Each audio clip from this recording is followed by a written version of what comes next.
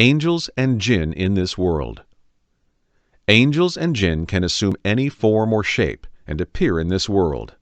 Here we observe movement from the visible to the invisible. Water evaporates and disappears into the atmosphere. Solid matter becomes a liquid or a gas, steam, and matter becomes energy, nuclear fission. Likewise, we observe movement from the invisible to the visible. Gases become fluids. Evaporated water becomes rain, as well as snow or hail. And energy becomes matter. Similarly, intangible thoughts and meanings in our minds can appear in the tangible form of letters and words in essays and books. In an analogous way, such invisible beings as angels, jinn, and other spirit entities are clothed in some material substance, such as air or ether, and then become visible. According to Imam Shibli, God may allow them to assume a form when they utter any of His names, for this functions like a key or a visa, enabling them to assume a form and become visible in this world. If they try to do so without God's permission, by relying on their own abilities, they are torn into pieces and perish. We read in the Quran that the spirit God sent to Mary, the mother of Jesus, and whom Muslim scholars say is Archangel Gabriel, appeared before her as a man. When Gabriel came to Prophet Muhammad with revelation or God's messages, he usually came as a warrior, a traveler, or a companion named Dihya.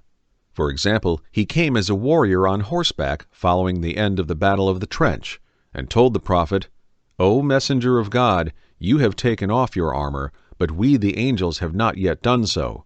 God orders you to march upon the Banu Qurayza." Once he came as a traveler dressed in white, and in order to instruct the companions in religion, asked the Prophet such questions as, "What is belief? What is Islam? What is Ihsan, excellence or perfection of virtue? When is the day of judgment?" Like angels and jinn, Satan, who is a jinn, can appear in different forms. It is narrated that before the Battle of Badr, he appeared to the Qurayshi leaders as an old man from Najd and advised them. Likewise, a companion guarding the spoils of war caught Satan in disguise trying to steal some items. Satan entreated the companion to release him, which he did twice. On the third time, the companion tried to take him to God's messenger. But Satan appealed, "Release me, and I'll tell you how you can secure yourself against me." The companion asked what that was, and Satan replied that it was the verse of the throne. When informed of this, God's messenger commented, "That wicked one is a liar," but on that occasion, he told the truth.